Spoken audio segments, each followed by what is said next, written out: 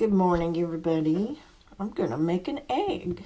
But first, I'm going to test out my little egg separator. I made this a long time ago, and I've never used it. Just a little cup with a flared rim, and then modified by pushing in a spot in here, just a little depression on one side and then push the rim in just to make sure that I can capture the egg right there, or at least that's the theory. So I'm gonna do this right here on camera and see what happens. I hope I have left enough room for one egg to be inside there but still be below that mark. So that's gonna be the, let's see, let me grab something to, so okay, I have let's get that right there. Okay, here we go. We're gonna put the whole, oops, I didn't. So that's a lesson. So guess what? I have to make another one and make the slit. The slit has to be higher, or you would have to hold it up like that. So now I'm gonna scoop this up and put it in a skillet and cook it and eat it. Hi everybody. Remember that little egg separator I demonstrated on my kitchen cabinet the other day? Well, I decided to come out and make one that has the little hole a little higher, because as I probably will add to this video, you'd put the egg in, just one egg, and the thing goes bloop right out onto the cabinet. So this is definitely not big enough. I saw these at a craft fair. Somebody made some, and I thought, what a great idea. Make a little cutie egg separator, because they just don't have any style to them if you buy one, you know, and this one was cute, so I thought I'd make one. Well, it would work if it was deeper. It worked really well. It kept the little egg yolk in there, but the little other part came right out. So that one is going to be I guess we could use that for a glaze sample. I'll have to get the color of glaze that this is, because I can't remember. But this is on speckled clay, speckled brown clay. And so speckled brown clay has little iron specks in it, in the clay itself, and it reacts with the glaze, whatever glaze you put on there. And so sometimes there's a nice little surprise, and that looks kind of, a little bit like cork. But I don't think the cork is the name of the color. I'll have to get the color for you. And I'll post it in the bottom of the video in case I forget to tell you during one of the breaks here. So last night I came out and threw just your basic cup, your basic cylinder, and I made the bottom pretty flat. I didn't leave a whole lot of clay in the bottom because I want as much room down here as I can get. And I don't want to make this thing huge. So I think I nicked it right there. So with my needle tool, I have marked off a little spot here to cut the hole. And if you'll notice, it's pretty high. So the trick is going to be, am I going to be able to cut that without caving in the side? And I forgot to cover it up last night, so when I came out here it was pretty dry, so I dipped it in the, dippity-dooed it in the throwing water over here. So I'm going to put a little round bit at each end of this so that I can sort of get it. I hope you're still in the picture. Okay, let's see. Go there. Are you still in there? Let's turn that up just a little bit. Okay, that's better. All right, so I'm going to just put little holes at each end. Sometimes I find that if I do that first, if I'm doing a, whoop, oh, that caved in a little bit, so it kind of scared me, but it's going to be all right. If I put a little hole at the end of it, sort of like a crack in your windshield, sometimes the place that repairs stuff like that did sliver off just a little bit, so I'm going to smooth that out. They will drill when they repair your windshield rather than replace it, which is pretty cool technology. They do it with a resin, but at both ends of the crack, they will drill. They will drill a hole, and depends on the size of the crack and all that as to how big of a hole. But then they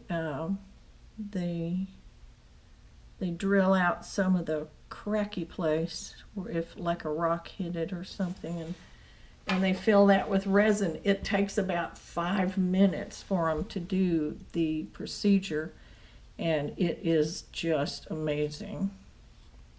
Now, I'm just going to chip away at some of this and see how soft that clay is.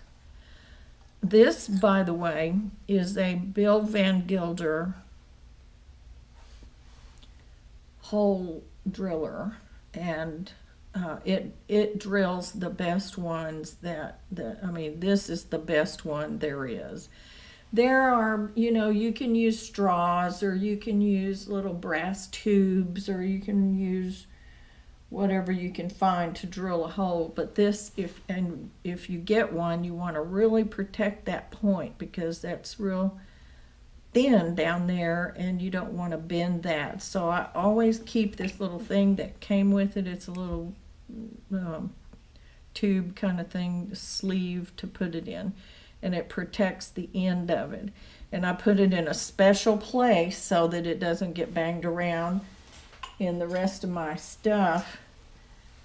So I think this is, so Bill Van Gilder, the drill, you'll love it.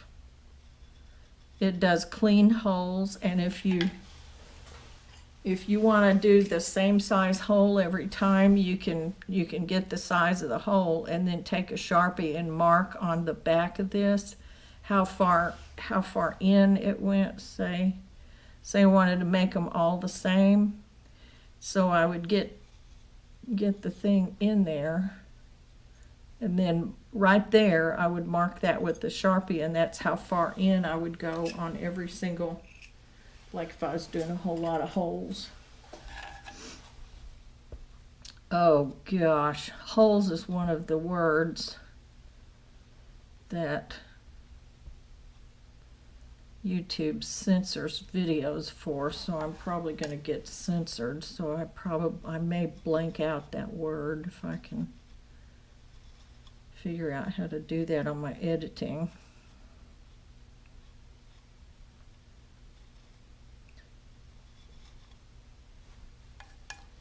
But we're talking about clay. We're not talking about anything else. And the purpose of this video is for entertainment. And if you can get something educational out of it, that is just lovely. But I'm exercising my free speech, my right to free speech granted to me by the Constitution of the United States. And so that this video is not meant to harass or upset or fight with anybody. It is very apolitical. This is about art. This is about craft, the craft of creating pottery. And that is it. It is very apolitical. Okay, I'm gonna just let that dry a little bit because this is pretty soft. This part right up here is pretty thin, and it's a little softer. So we'll come back and see how this works, and then we'll try an egg in it when I get it fired. Oh, and I'm so happy. I've got the kiln. It's waiting for the guy to come and put the wires in it. The correct wires. The wrong wires showed up in this kiln when I bought it, and it's just a mistake. You know, it could happen. Things happen. And my brand new kiln showed up without the right, I don't know what you call it, the right gauge wire in it. And so it wasn't acting right when I did the test. And so now they're sending a guy with the correct wires. The trouble was, and the reason it's taking so long is because the repairman was in California vacationing for this area, and I had to wait until he gets back into town. And so he's coming back at the end of the month, and it's almost the end of the month, and so I expect to hear from him any day now, wanting to make an appointment to come and do my wires. But the thing that I stuck the kiln over into, I've got a rolling stand, and I put the kiln over into the corner of the garage, and we get a lot of hail, we get snow and ice and really bad weather here sometimes, not to mention the hot weather and me having to wear gloves just to get into the car and touch the steering wheel after it's been sitting out in the sun all day.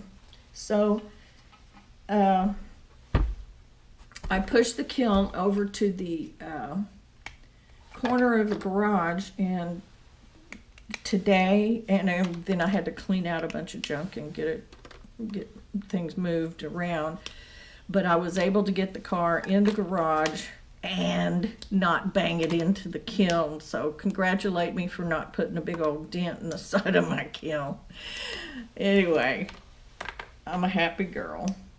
So I'm gonna let this set up. Maybe I'll sponge it off a little bit before I dry it, but don't forget to sign your work. And that is going to be my new egg separator, and possibly it will be a nice little model for yours.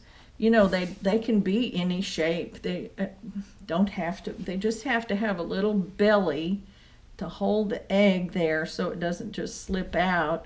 So you have to have a little stopper thing to sort of help keep it where it needs to go. But if you just get that egg right up to that slit, then the white part of the egg will come out with ease, and you probably could get a couple of eggs in that one. And the reason they don't make giant ones so that you can do a whole bunch of eggs, like you don't want to do 6 eggs at a time, because what if one of the yolks breaks in there? You've just ruined the whole batch. So if you're making meringue or something like that, it's the only thing I know of that you separate eggs for. But if you're doing something, or some people with heart problems, or they are instructed to use just the white of the egg. Some people can't eat the yolk. So, but if you put a whole bunch in there and one yolk breaks, the whole deal is messed up. So you just do 1 at a time, or maybe 2 at a time if you're feeling brave. And that's why you don't really need a great big one of these. You just need something that'll hold it in there till you get a chance to tilt it over like that and have the white part come out. So anyway, I am going to go out and check my garage and make sure my car is still in the right place. So I will talk to you later. I'm going to be editing video this afternoon. I just made one on using clay to batik with, and so I guess I'll be telling you about batik fabric and how it relates to textiles. They used it in Africa, and so there are a lot of things that are connected to that kind of stuff. So anyway, that video will be up too, but this one might come out before that one because it's shorter. So y'all take care. I'll see you soon. Bye.